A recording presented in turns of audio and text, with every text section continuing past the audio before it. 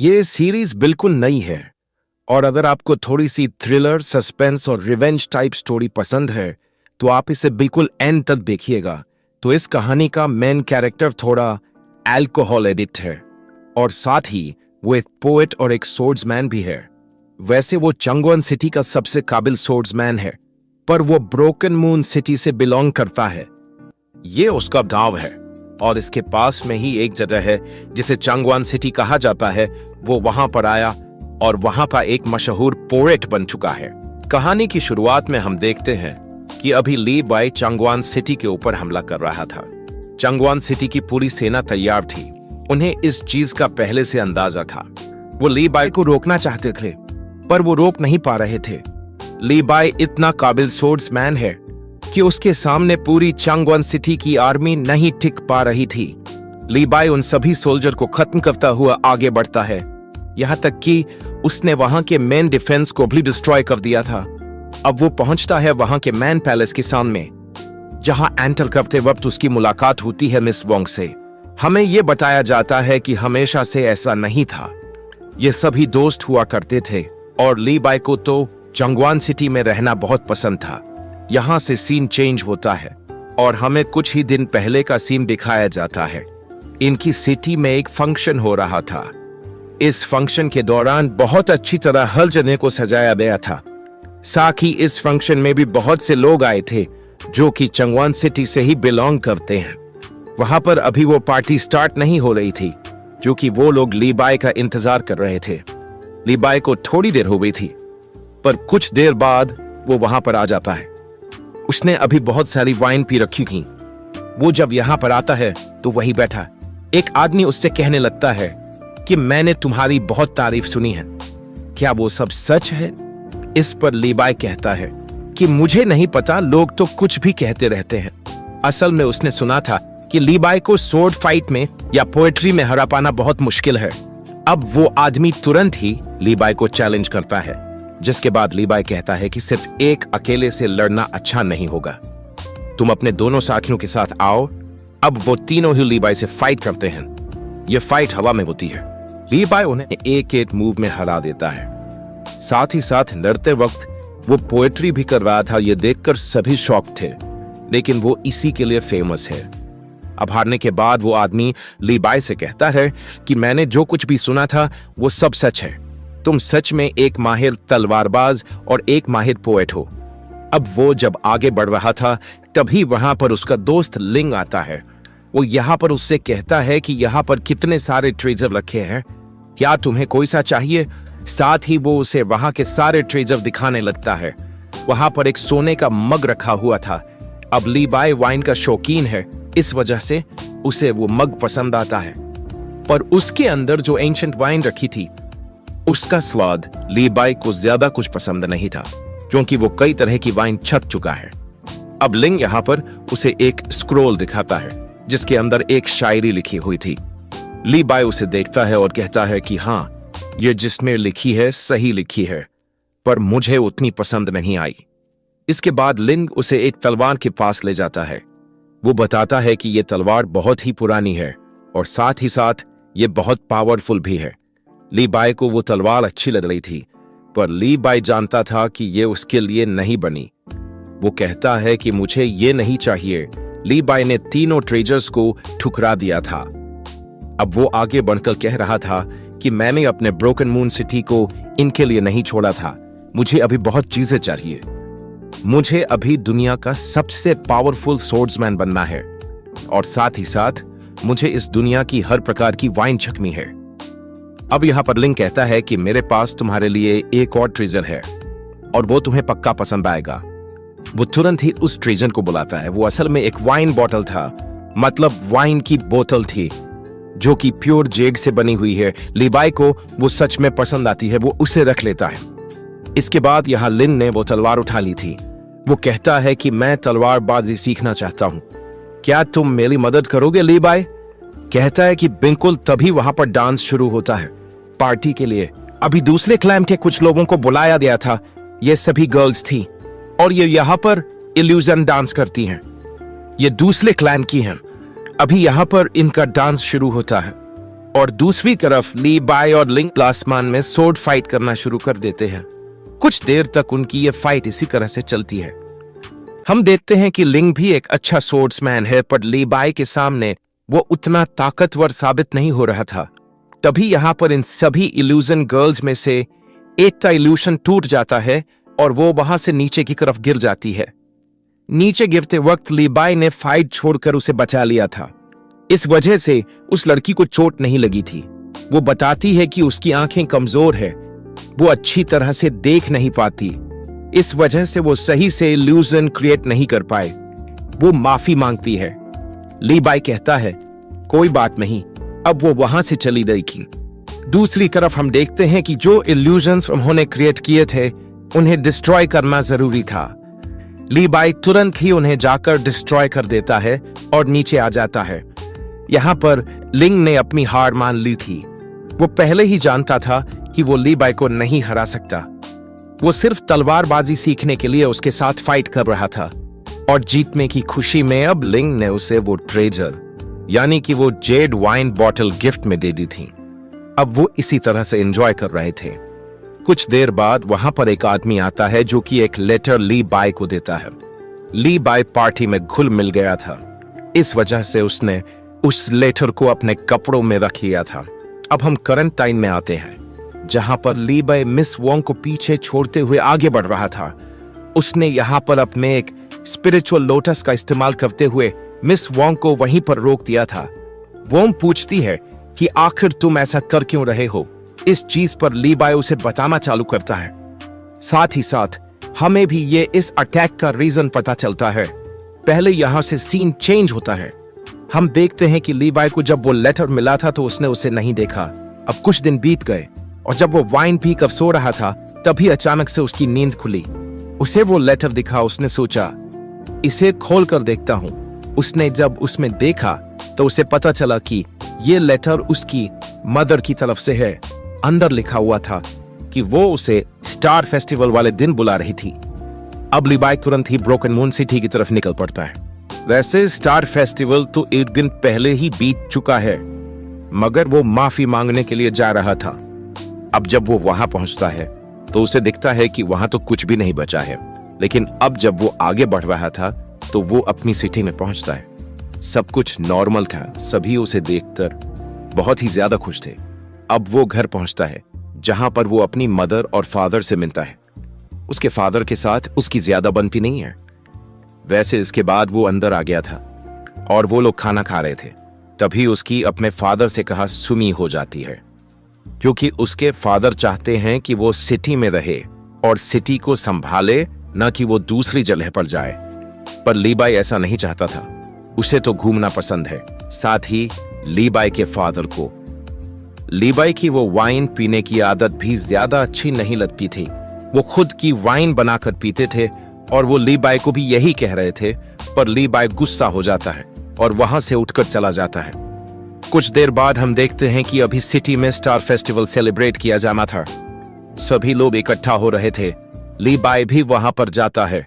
वो देखता है कि सभी बहुत खुश लग रहे हैं, लेकिन अचानक से उसे याद आता है कि स्टार फेस्टिवल तो बीत चुका होगा, क्योंकि अब तो 2 दिन बीत चुके हैं। वो सभी से कहता है कि ये तुम क्या कर रहे हो, लेकिन अचानक से उसके हाथ से वाइन का ग्लास नीचे गिर गया था। वो देखता है कि धीरे धीरे सब कुछ डिसअपियर हो रहा है।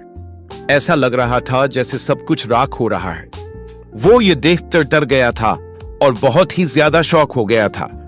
वो उन्हें आवाज लगाता है और सभी को बचाने के लिए भागता है, लेकिन धीरे धीरे कर कर वो सभी राख बनकर हवा में उड़ जाते हैं और वो भी वहां से नीचे की तरफ गिरने लगा था।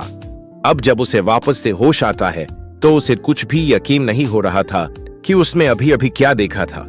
अब वो आगे बढ़ता है। वो उसी जगह पर पहुंचता है जहां पर वो ब्रोकन मून सिटी हुआ करती थी, लेकिन वहां कुछ भी नहीं था। सब राख हो चुका था। यहां तक कि वहां पर किसी इंसान की बॉडी तक नहीं थी।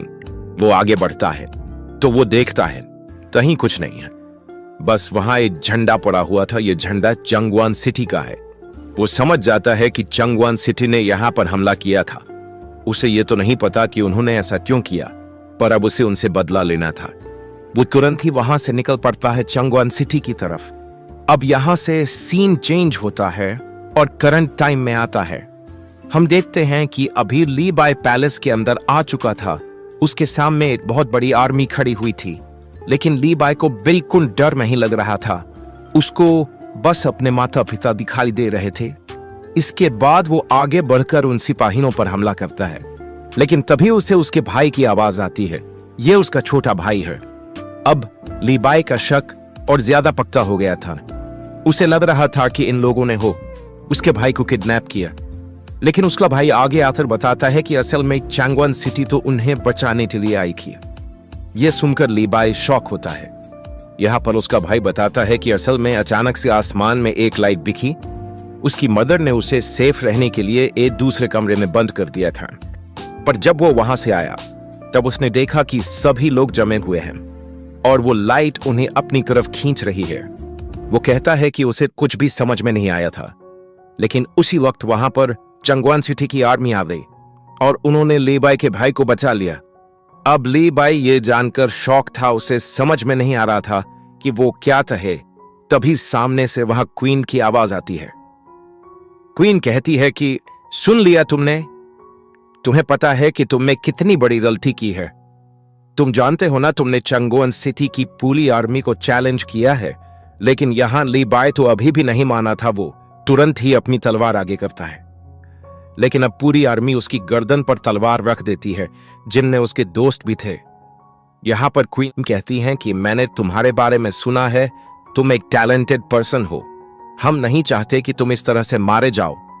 हम तुम्हें एक और मौका देते हैं, और तुम्हारी जानकारी के लिए हम बता दें कि वो जिस भी टेक्निक से तुम्हारी सिटी खत्म हुई है, वो एक डीमन टेक्निक है। उसे हमने यूज नहीं किया। अब ली बाय समझ गया था कि गलती उससे हुई है, इसलिए वो वहां से चला जाता है। वो बहुत ज्यादा दुखी था और उसने जितना भी इल्जाम था वो खुद के ऊपर ले लिया था। उसकी गलती ये थी कि जब उसे वो लेटर मिला तभी उसे उस लेटर को खोलकर देख लेना चाहिए था और ब्रोकन मून सिटी की तरफ निकल जाना चाहिए था। अगर वो वहां होता तो शायद उन लोगों को बचा सकता था। अब इसी तरह वो एक स्ट्रीट में खड़े होकर वाइन पी रहा था। तभी वहां पर मिस वैंग आती है। वो कहती है कि क्या तुम नहीं जानना चाहते कि वहां पर हमला किसने किया था, जो यहां खड़े वाइन पी रहे हो और गम भुला रहे हो? इस पर ली बाय कहता है, मुझे परेशान मत करो, मुझे इससे कोई लेना देना नहीं। अब वो वहां से जाने लगता है और कहता है कि अगर मैं किसी का पता लगा भी लूं तो क्या मैं मेरे माता पिता को वापस ला पाऊंगा? इस पर मिस वोंग कहती है कि क्या तुम बदला नहीं लेना चाहते? साथ ही वो ये भी कहती है कि देखो, ये बात मानो या ना मानो, पर गलती तो तुम्हारी ही है। इस बात से ली बाय को गुस्सा आ जाता है। वो अपनी एनर्जी एक्टिवेट करता है, लेकिन फिर वो समझ जाता है कि गलती सच में उसी में की है, इसलिए वो रुक कर वहां से जाने लगा था। वो उस लेटर को देखते हुए जा रहा था। अब पहले तो उसने इस दुख में कभी ध्यान नहीं दिया, मगर जब वो सील की तरफ देखता है तो उसे पता चलता है कि लेटर के ऊपर जो सील लगाई गई है वो असल में उसकी मदर ने नहीं लगाई, क्योंकि वो सील तो दूसरी थी। ली बाय समझ गया था कि इस लेटर को किसी और ने भी खोला है और इसके बाद में उसे वापस से सील किया गया है। वो तुरंत ही वहां से निकल जाता है लिंग के पास। वहां पर पहुंचकर वो लिंग को सारी बात बताता है।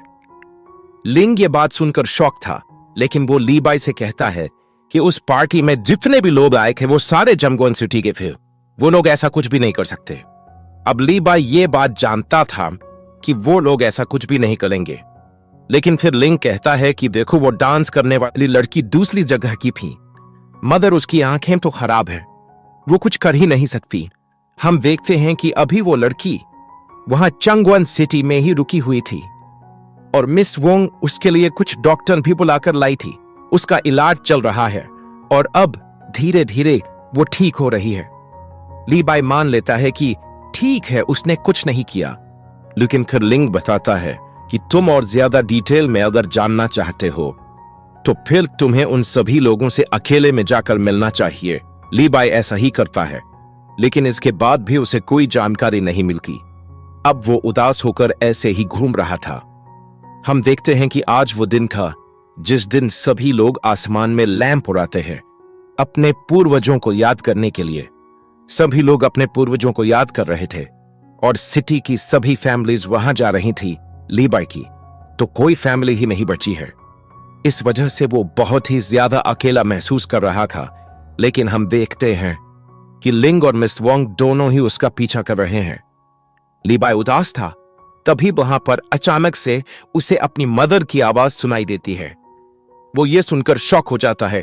ये बस उसका वहम था।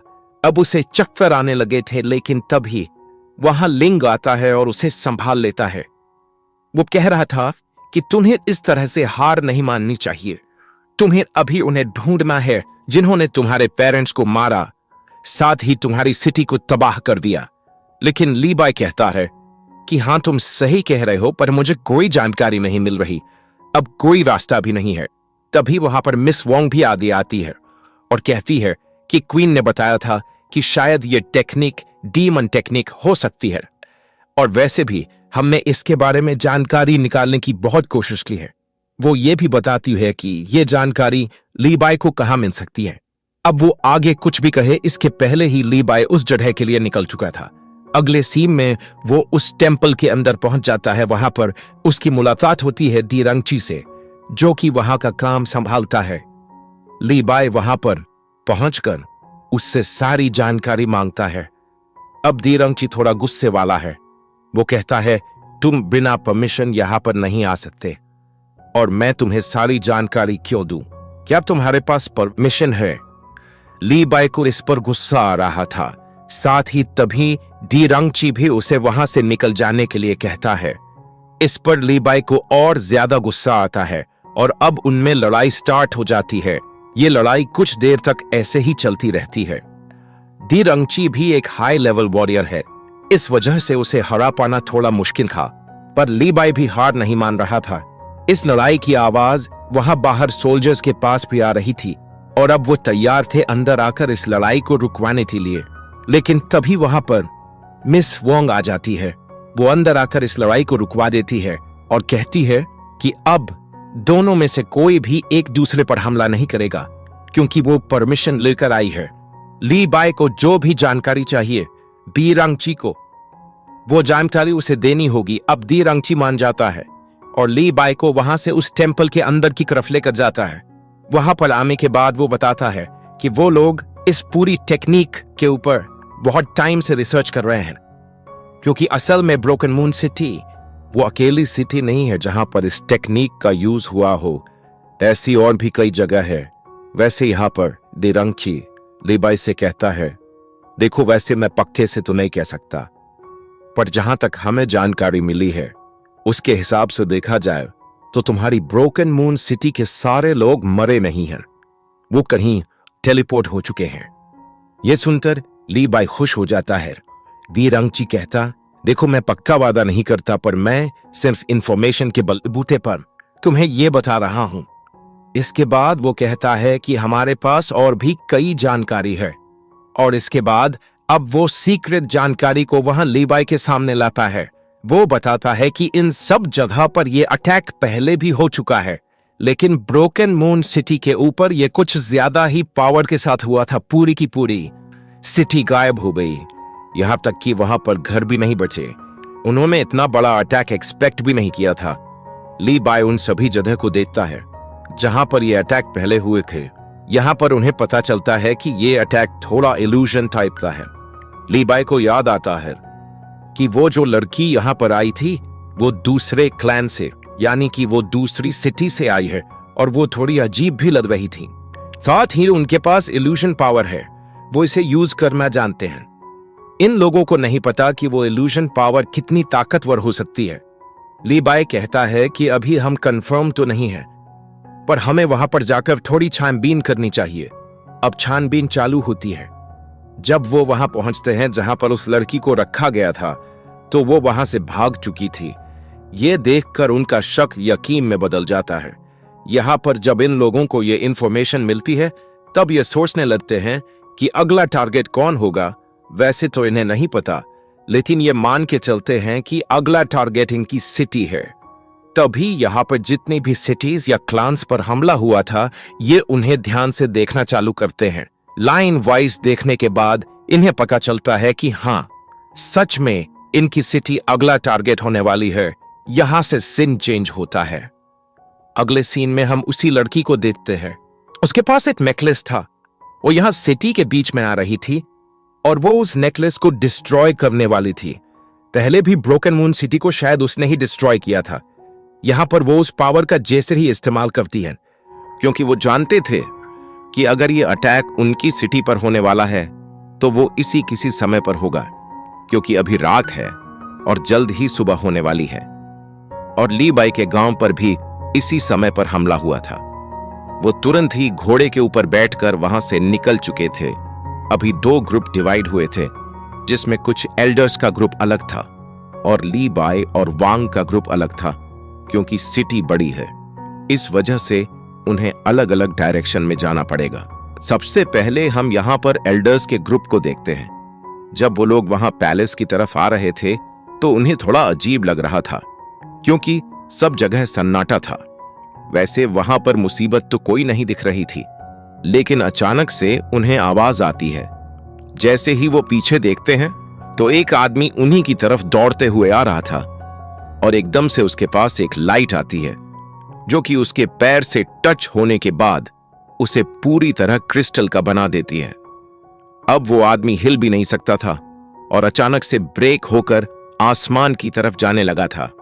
यहां तक कि हम देखते हैं कि आसमान में जो बर्ड्स उड़ रही थीं, इस लाइट ने उन्हें भी नहीं छोड़ा था। दूसरी तरफ वहां जहां पर ली बाई और मिस वांग आ रहे थे, उन्हें भी ये पावर देखने को मिल गई थी, लेकिन अभी तक उन्हें ये नहीं पता था कि जो भी इस पावर का यूज कर रहा है वो है कहां पर। लेकिन तभी आसमान में कुछ ब्लू लाइट दिखनी स्टार्ट हो जाती है।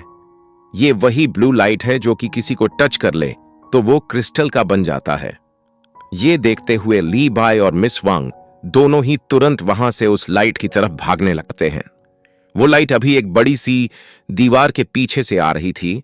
जब वो वहां पहुंचते हैं तो वो देखते हैं कि एक क्रिस्टल फॉर्मेशन ऑलरेडी बन चुका है और साथ ही वहां पर कुछ अलग अलग क्रिस्टल्स थे जो कि एक बड़े से क्रिस्टल को घेरे हुए थे और उसी के अंदर से ये एनर्जी निकल रही थी। साथ ही वो सारे क्रिस्टल स्टोन्स एक साथ बिल्कुल किसी बटरफ्लाई की तरह लग रहे थे। अब अचानक से वो पूरी तरह से फॉर्म हो जाते हैं और फिर हवा में उड़कर आसपास और तेजी से एनर्जी फैलाने लगते हैं। यहां पर वो बटरफ्लाई चीख भी रही थी। उसके अंदर से जो एनर्जी निकल रही थी, पहले वो सिर्फ ह्यूमंस को अफेक्ट कर रही थी, मगर अब जो ग्रीन एनर्जी उसके पास से निकल रही है वो वहां के पेड़ पौधे और घरों को भी हवा में लेते जा रही थी। यहां जब ली बाई ये सब होते हुए देखता है तो उसे बहुत गुस्सा आने लगता है। वो याद करता है कि शायद उसके माता पिता के साथ भी यही सब हुआ था और इसी तरह से इस एनर्जी ने उसके गांव को तबाह कर दिया। वो गुस्से में तुरंत ही उस एनर्जी यानी कि उस क्रिस्टल को तोड़ने के लिए आगे बढ़ जाता है। तभी हम देखते हैं कि एक आदमी वहां नीचे छुपा हुआ था, लेकिन एनर्जी के वहां आने के कारण वो तुरंत ही वहां से भागता है। अब उसे वो एनर्जी टच होने ही वाली थी, लेकिन इतने में ली बाई ने आकर उसे बचा लिया था और अपनी तलवार से उस एनर्जी को काट दिया था। साथ ही इसके बाद अब वो वहां से आगे बढ़कर उस क्रिस्टल की तरफ बढ़ने लगता है। दूसरी तरफ हम देखते हैं कि अभी वो एल्डर्स भी वहां पर आ गए थे, क्योंकि अभी एनर्जी धीरे धीरे सिटी की तरफ भी फैल रही है। ये एल्डर्स यहां पर आकर अपने वेपन्स को दूर से यूज करते हैं, लेकिन उनका कितना भी पावरफुल वेपन क्यों ना हो, वो उस क्रिस्टल को डैमेज नहीं कर पा रहा था, क्योंकि वो क्रिस्टल बहुत ज्यादा हार्ड है। यहां हम देखते हैं कि अभी जब ली बाई आगे बढ़ रहा था तो उसकी तरफ भी कई सारे एनर्जी बॉल्स आ रही थी, लेकिन उसे वो टच करें इसके पहले ही मिस वांग वहां पर जाकर उन सभी को काटते जा रही थी। वो इसी तरह से आगे बढ़ते हैं। हम देखते हैं कि ली बाई ने दूर से ही उस क्रिस्टल के ऊपर कई सारे स्लैश लगा दिए थे और अभी वो उसके पास आने की कोशिश कर रहा था, पर ये एनर्जी उसे अपने पास आने नहीं दे रही थी। तभी वहां से मिस वांग अटैक करते हुए ली बाई को पुश करती है, जिस वजह से ली बाई सीधा ही यहां उस क्रिस्टल के पास आ जाता है और फाइनल स्लेस की मदद से उसने ऊपर के 2 क्रिस्टल को काट दिया था। साथ ही बीच में जो मेन क्रिस्टल है, जिसके अंदर से वो एनर्जी निकल रही है, वो भी ऊपर की तरफ से टूट चुका था। उसके अंदर हम देखते हैं कि वहां कोई है, और असल में ये और कोई नहीं बल्कि वही लड़की थी जो कि यहां पर फंक्शन के दौरान आई थी। ली बाय उसे देखकर शॉक था। वैसे तो उन्हें पहले से शक था, लेकिन उन्होंने सोचा नहीं था कि सच में ऐसा हो सकता है। पर यहां पर वो छोटी बच्ची अभी बहुत ही ज्यादा परेशान लग रही थी। वो मदद के लिए हाथ बाहर निकालती है, लेकिन वो फॉर्मेशन उसे कैद करने लगता है। ये देखकर ली बाय वहां समझ गया था कि शायद ये बच्ची इस सब के पीछे नहीं है, इसका मास्टरमाइंड कोई और है। साथ ही उसे ये भी याद आ रहा था कि जब वो पहली बार इस छोटी बच्ची से मिला था तो इस छोटी बच्ची ने उसे बड़ा भाई कहा था। ली बाय को बहुत दुख हो रहा था और वो तुरंत ही उसकी मदद करने के लिए आगे बढ़ जाता है। वो उस बड़े से क्रिस्टल पर हमला करना शुरू कर देता है। धीरे धीरे वो बड़ा सा क्रिस्टल क्रैक करने लगा था, पर उसके साथ ही साथ वो हील भी कर रहा था। इस वजह से वो फिर से पूरी तरह से पहले जैसा बन जाता है। वहां अंदर उस छोटी बच्ची को बहुत ज्यादा पेन का सामना करना पड़ रहा था। लेकिन तभी ली बाय अपनी तलवार से पूरे गुस्से में स्लैश की बारिश कर देता है, जिस वजह से फाइनली एक बहुत तेज ब्लास्ट होता है। वो सभी देखते हैं कि वो पूरे क्रिस्टल डिस्ट्रॉय हो चुके थे। साथ ही साथ वो छोटी बच्ची नीचे गिर गई थी। ली बाय उसके पास आता है। उस छोटी बच्ची को इतनी ज्यादा चोट लगी थी कि लग नहीं रहा था कि अब वो बच पाएगी। वो कहती है, मुझे माफ कर देना, लेकिन मैंने ये चाहते हुए नहीं किया। ली बाय पूछता है कि तो आखिर कौन था वो जिसने तुमसे ये सब कराया? तो इस पर वो छोटी बच्ची कुछ भी कहे, इसके पहले ही अचानक से उसे ये पता चल जाता है कि अब वो नहीं बच सकती, क्योंकि उसकी बॉडी धीरे धीरे डिसअपियर होना शुरू हो गई थी। वो कहती है, मुझे माफ करना बड़े भाई, अब मैं तुम्हारे लिए परफॉर्म नहीं कर पाऊंगी। और इसके बाद अब वो पूरी तरह से एनर्जी में कन्वर्ट होकर उड़ जाती है। ये देखकर ली बाय को जितना बुरा लग रहा था, उससे ज्यादा तो उसे गुस्सा आ रहा था। वो समझ जाता है कि इस सब के पीछे कोई और था, और धीरे धीरे उसे समझ में भी आने लगा था कि आखिर वो कौन हो सकता है। वो गुस्से में खड़ा होता है, अपनी तलवार निकालते हुए आगे बढ़ने लगता है। दूसरी तरफ हम देखते हैं कि ये जो भी इस फॉर्मेशन को कंट्रोल कर रहा है, उसने ऐसी कई सारी बटरफ्लाइज क्रिएट कर ली थी, और ये सभी बहुत ज्यादा एनर्जी की मदद से धीरे धीरे सिटी को डिसअपियर कर रही थी। ली बाय सीधा आगे बढ़ने लगता है। वो ये सब याद कर रहा था कि अभी अभी क्या हुआ, और दूसरी तरफ हमें अब वो पर्सन दिखाया जाता है जिसने इस पूरे फॉर्मेशन को क्रिएट किया है। वो और कोई नहीं बल्कि लिंग है, जो कि ली बाय का बहुत ज्यादा अच्छा दोस्त था। वो एक ट्रेजर की मदद से ये सब कर रहा था, और अब उसने उसकी पूरी पावर को भी एक्टिवेट कर लिया था। यहां हम देखते हैं कि ली बाय भी सीधा उसी डायरेक्शन में बढ़ता है। मिस वॉन्ग भी ये चीज समझ चुकी थी। वो ली बाय से कहती है कि मुझे अभी क्वीन को प्रोटेक्ट करना होगा। ली बाय कहता है, कोई बात नहीं, इसे मैं देख लूंगा। जिसके बाद ली बाय वहां से आगे बढ़ गया था। ली बाय तुरंत ही अब लिंग के पास आता है। लिंग यहां पर ली बाय को देखकर खुश था। वो कहता है कि भाई तुम आ गए, लेकिन इतने में ली बाय उसके ऊपर अटैक कर देता है। लिंग बच गया था, लेकिन वो कह रहा था कि तुम ये क्या कर रहे हो ब्रदर। ली बाय इस पर गुस्सा करते हुए चिल्लाता है और कहता है कि तुम ये क्या कर रहे हो, तुमने सब कुछ डिस्ट्रॉय कर दिया, तुम्हें पता भी है तुमने क्या किया है। इस पर लिंग कहता है कि मैंने क्या किया? भाई मैंने कुछ नहीं किया। ली बाय कहता है, तुमने मेरे पेरेंट्स को भी मारा, और साथ ही साथ अब इस पूरी सिटी को तबाह कर रहे हो जिसमें तुम अभी तक रहते आए।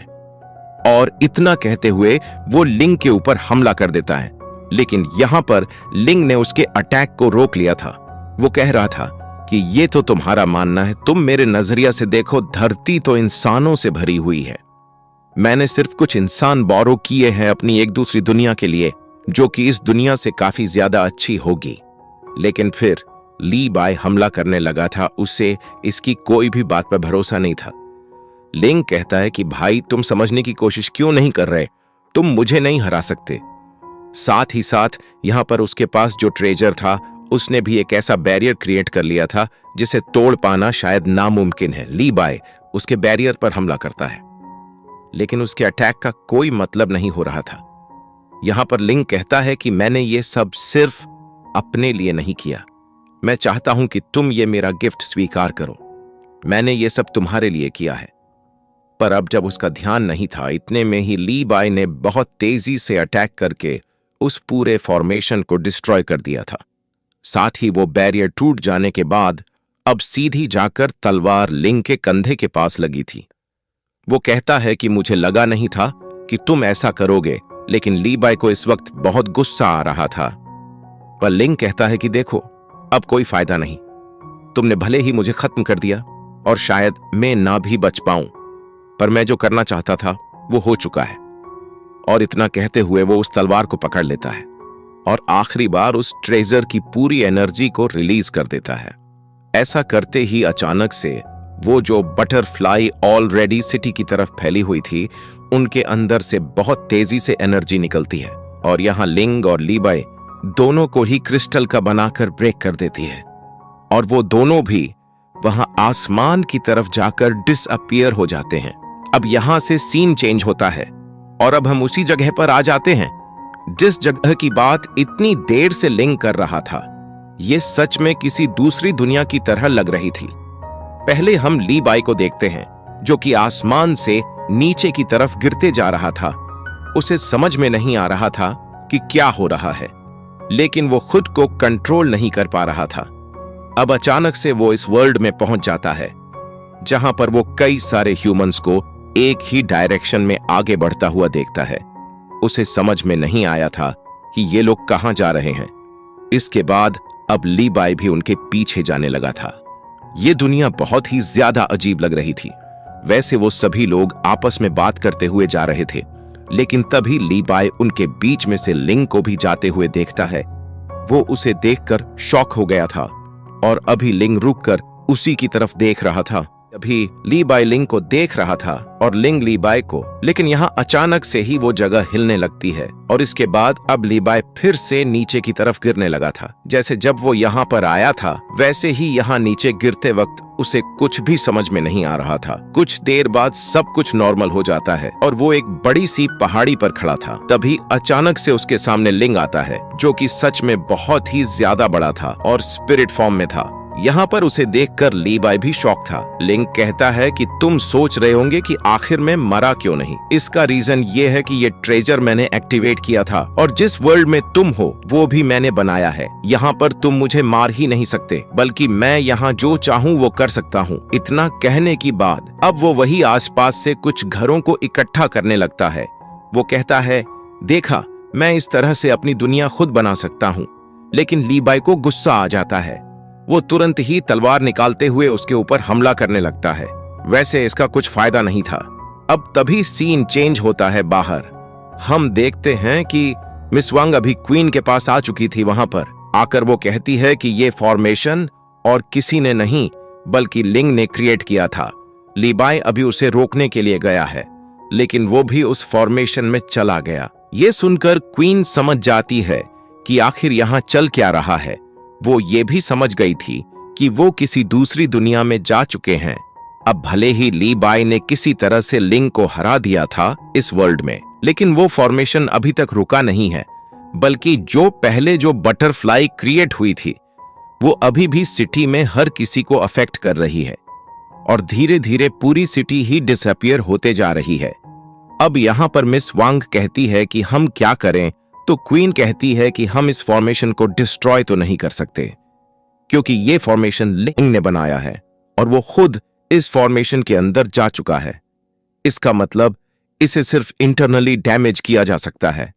ये सुनकर मिस वांग कहती है, इसका मतलब अब हम सिर्फ ली बाय के भरोसे हैं। पर क्वीन कहती है ऐसा बिल्कुल नहीं है। वो आगे बढ़ते हुए अपने हाथ में अपना एक ट्रेजर निकालती है, जिसके बाद वहां एक गोल्डन एनर्जी फैलने लगी थी। वो गोल्डन एनर्जी सीधे उस पैलेस के सामने लगे हुए एक बड़े से डिवाइस के ऊपर जाती है और इसके बाद क्वीन कहती है कि सभी एल्डर्स को कह दो कि हम यूनिवर्स फॉर्मेशन को एक्टिवेट करने वाले हैं। हमें किसी भी तरह इस बड़े से फॉर्मेशन को रोकना ही होगा। अब ये सब सुनने के बाद मिस वांग तो कह रही थी कि प्लीज क्वीन ऐसा मत कीजिए, लेकिन वो बात नहीं मानती और अपनी पूरी एनर्जी की मदद से उस फॉर्मेशन को एक्टिवेट कर लेती है। इसके बाद हम देखते हैं अचानक से वो एनर्जी जैसे जैसे आगे बढ़ रही थी वैसे वैसे ही सिटी के अंदर कई सारी वॉल बाहर निकलना स्टार्ट हो गई थी। ये प्रोटेक्शन के लिए बनाया गया था।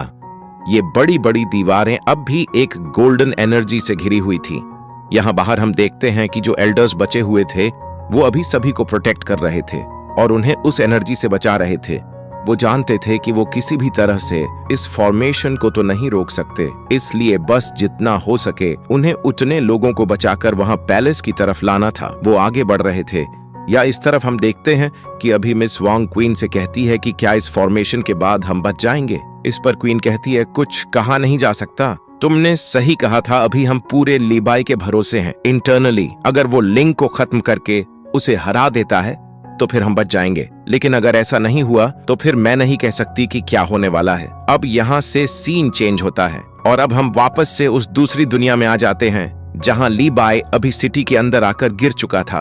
वो देखकर शॉक था क्योंकि लिंग का स्पिरिट साइज बहुत बड़ा था, लेकिन अब वो वहां सामने आ जाता है अपने नॉर्मल फॉर्म में। वो यहाँ पर कह रहा था कि तुम आखिर मुझसे लड़ क्यों रहे हो? क्या तुम नहीं जानते कि नॉर्मल दुनिया में एज सिस्टम किस तरह से चलता है? यहाँ पर एज सिस्टम से उसका मतलब है कि लोगों की एज किस तरह से बढ़ती जाती है। वो कह रहा था कि नॉर्मल वर्ल्ड में तुम अपने पेरेंट्स से बहुत प्यार करते थे, लेकिन क्या तुम ये भूल गए कि धीरे धीरे वक्त के साथ वो बूढ़े होते जा रहे थे और एक दिन आता जब तुम उनको सच में खो देते। मैंने ये दुनिया बनाई, यहाँ पर अगर तुम खुशी से रहना चाहो तो रह सकते हो, क्योंकि तुम तो मेरे भाई हो और यहाँ पर तुम्हारे पेरेंट्स भी अमर हैं और बाकी सभी भी अमर हैं। पर लेकिन अब लीबाई को उसकी ये बात पसंद नहीं आई थी। वो तुरंत ही अपनी तलवार लेकर लिंग के ऊपर हमला करने लगता है, मगर ये पूरी दुनिया लिंग ने बनाई थी। इस वजह से वो यहाँ की हर चीज को कंट्रोल कर पा रहा था। वो लीबाई के अटैक को रोक भी लेता है और साथ ही साथ वहाँ के जो घर थे उन्हें सीधा लीबाई की तरफ फेंक देता है। लीबाई किसी तरह से उनके बीच में से निकल आया था और अब वो वापस से लिंग के ऊपर हमला करने के लिए आगे बढ़ रहा था, लेकिन यहाँ पर लिंग उसे मैनिपुलेट करता है। इसका मतलब वो अपने हाथ से ही उसे कंट्रोल कर पा रहा था। साथ ही साथ लीबाई का कोई भी अटैक लिंग को टच नहीं कर सकता, क्योंकि वो उसे पहले ही मैनिपुलेट करके दूसरी तरफ भेज सकता है। इसके बाद अब लीबाई वहां से सीधा हवा में आ गया था और हवा में आकर हमला कर रहा था, लेकिन तभी लिंग अपने पूरे स्पिरिट फॉर्म में आ जाता है और लीबाई को पकड़ लेता है। साथ ही साथ धीरे धीरे अब वो जगह भी चेंज होने लगी थी। जगह चेंज होकर उन सिटियों में बदलते जा रही थी जिन सिटीज को लिंग ने पहले डिसअपीयर किया था। लीबाई हर एक सिटी को देखता है, क्योंकि जैसे ही वो किसी सिटी में आता है उसे लिंग सामने दिखता और वो जैसे ही हमला करता तो जगह बदल जाती, लेकिन फिर भी लीबाई हार नहीं मान रहा था। लिंग कहता है, मैंने तुम्हें बहुत समझाने की कोशिश की, पर लगता है तुम मेरी बात नहीं मानोगे। अब लिंग उसे अपने पेरेंट्स दिखाता है। जैसे लीबाई अपने पेरेंट्स की तरफ भाग रहा था, तभी कुछ सोल्जर उसके ऊपर हमला कर देते हैं। उसे पेट में वो भाला लग जाता है, मगर वो मरा नहीं था। अब फिर से जगह चेंज होती है। इस बार आसपास कुछ नहीं था। लिंग अब कह रहा था कि तुम जानते हो कि मैंने तुम्हारे ऊपर कंट्रोल क्यों नहीं किया, क्योंकि मैं तुम्हें अपना भाई मानता था, पर तुम मेरी बात को समझने की कोशिश ही नहीं कर रहे। लेकिन अब लीबाई फिर से आगे बढ़कर हमला करने लगता है। वो अपनी तलवार आगे बढ़ाता है, पर लिंग ने फिर से उसे अपनी एक उंगली से रोक लिया था। लिंग कहता है, मैंने तुम्हें समझाने की बहुत कोशिश कर ली, पर अब अगर तुम नहीं मान रहे तो मेरे हिसाब से अब तुम्हें इस वर्ल्ड का एक हिस्सा बन जाना चाहिए। उसके इतना कहने के बाद ही उसने अपनी पावर से लीबाई को वहां उसी के गांव भेज दिया था जहां पर अभी वो फेस्टिवल सेलिब्रेट किया जाना है। सब कुछ नॉर्मल था। लीबाई यहाँ पर अपने पेरेंट्स को देखता है, पर वो उसकी बात सुन नहीं पा रहे थे। वो उनकी तरफ भागता है। दूसरी तरफ हम देखते हैं कि अभी सिटी में जब क्वीन ने वो फॉर्मेशन क्रिएट कर लिया था तो वहां ऊपर की तरफ एक गोल्डन एनर्जी फैल रही थी, जिसे एक बैरियर भी कहा जा सकता है। अभी बाकी जो लोग किसी तरह से बचकर भाग रहे थे वो उस बैरियर के अंदर आते हैं। वो एक दूसरे की मदद भी करते हैं। अब जैसे ही वो बैरियर के अंदर आ जाते हैं तो अचानक से वो बैरियर और ज्यादा बड़ा हो जाता है और अब जो क्रिस्टल लाइट वहां पर आ रही थी वो उस बैरियर के बाहर ही रुक गई थी। इसका मतलब उनकी सिटी अभी कुछ टाइम के लिए बच चुकी है और ये बात वहां उस दूसरे वर्ल्ड में लिंक को भी पता चल चुकी थी। वो कह रहा था कि क्वीन ने एक सिटी का छोटा हिस्सा मुझसे बचा लिया, लेकिन तभी अचानक से उसका वो ट्रेजर यानी कि वो लॉकेट मूव करने लगता है। वो इस चीज से समझ गया था कि असल में ऐसा इस वजह से हो रहा है क्योंकि उसने कुछ ज्यादा ही सिटीज को अपनी इस वर्ल्ड में स्टोर कर लिया है, जबकि इस वर्ल्ड की स्टोरेज लिमिटेड है। यहाँ पर वो एक हद से ज्यादा जगह को नहीं ला सकता। वो समझ गया था कि अब उसे कुछ जगह हटानी होगी। वो कहता है कि कम सुंदर जगह को हटाना ज्यादा सही है, पर वो कुछ जगहों को हटाने कोशिश करता है तो वो हटा नहीं पा रहा था। वो कहता है, लगता है मुझे छोटे से स्टार्ट करना चाहिए। उसे लीबाई का गांव दिखता है। वो तुरंत ही उसकी तरफ फिंगर करते हुए उसे डिसअपीयर करना शुरू कर देता है। वहां से सीन चेंज होता है और हम लीबाई के पास आते हैं। अभी वो आगे बढ़ रहा था और अपने घर में घूम रहा था। घर में घूमते वक्त वो अपने उसी कमरे में पहुंचता है। वहां उसके मदर और फादर थे, लेकिन वो उनसे बात नहीं कर सकता था क्योंकि वो कुछ भी कहे उन्हें सुनाई नहीं दे रहा था। उसकी मदर यहाँ पर अभी उसका बेड ठीक कर रही थी।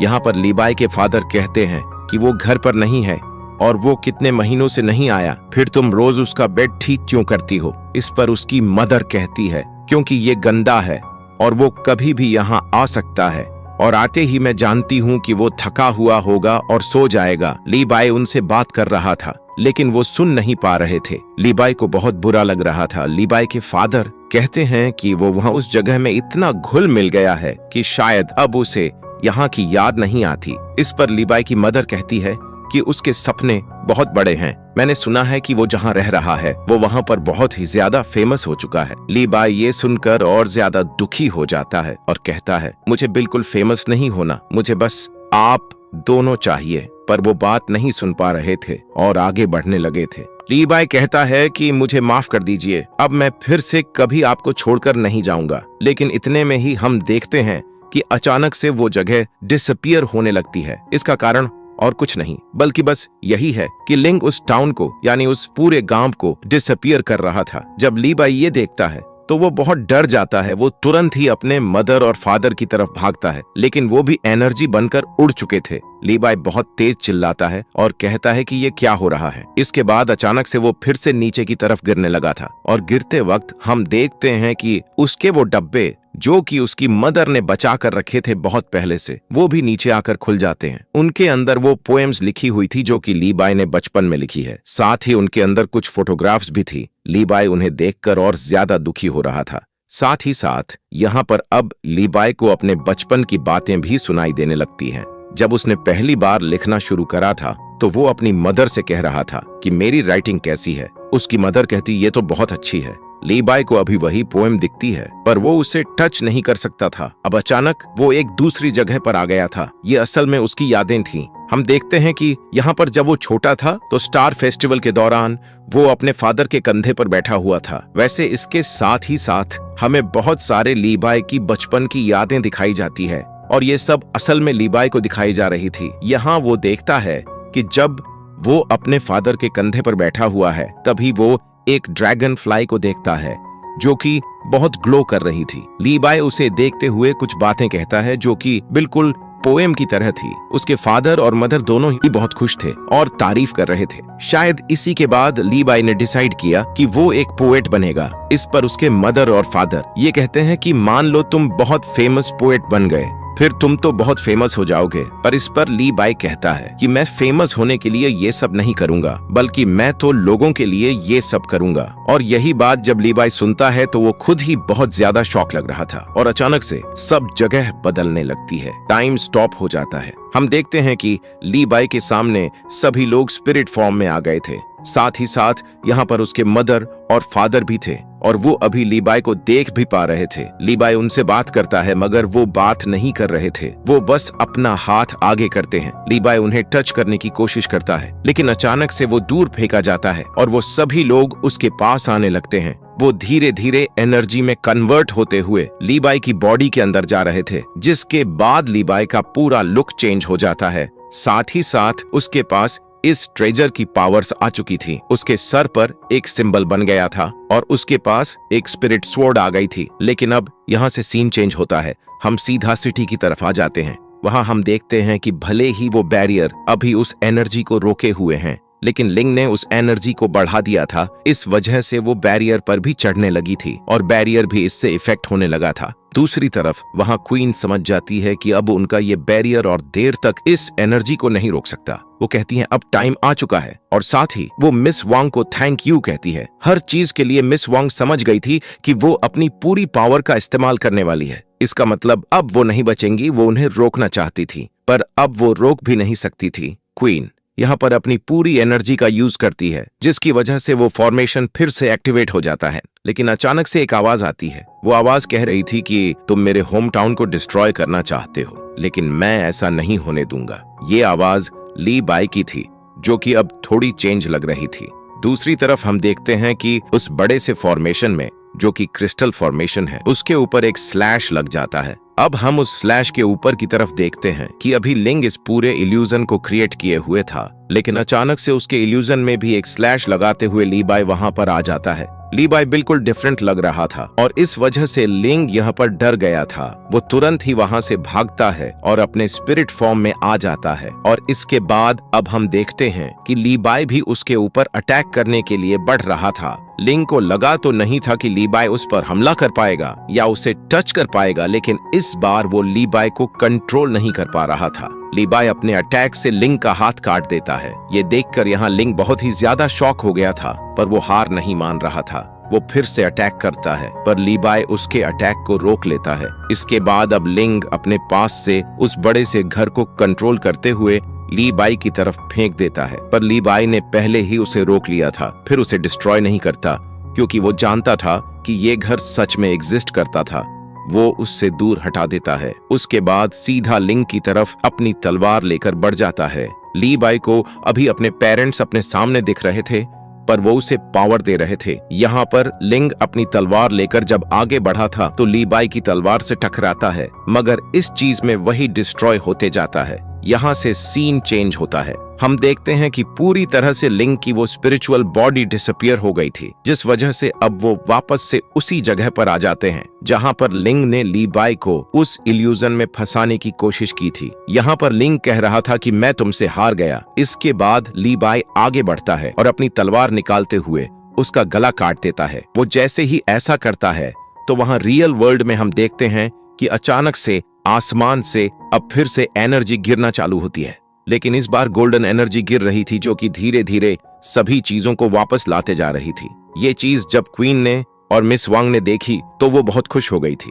बाकी जो लोग थे वो भी वापस नॉर्मल होते जा रहे थे यानी कि वो एनर्जी वापस सभी लोगों को उस दूसरे वर्ल्ड से इस वर्ल्ड में ला रही थी। घर भी वापस आ जाते हैं। यहाँ तक कि दूसरी तरफ को जो बड़ी बड़ी सिटीज उस वर्ल्ड में गई थी वो भी वापस आ गई थी। कई लोग समझ गए थे कि उनके साथ क्या हुआ है। इस वजह से वो खुश थे और कह रहे थे कि जिन्होंने उन्हें बचाया न जाने वो कैसा दिखता होगा। दूसरी तरफ अब हम ली बाई को देखते हैं। वो आसमान से नीचे की तरफ गिर रहा था और यहाँ पर वो बहुत ही ज्यादा खुश लग रहा था। और अब इसी के साथ ये पार्ट यहीं पर खत्म होता है। साथ ही साथ इस सीरीज का सीजन 1 भी यहाँ पर खत्म हुआ।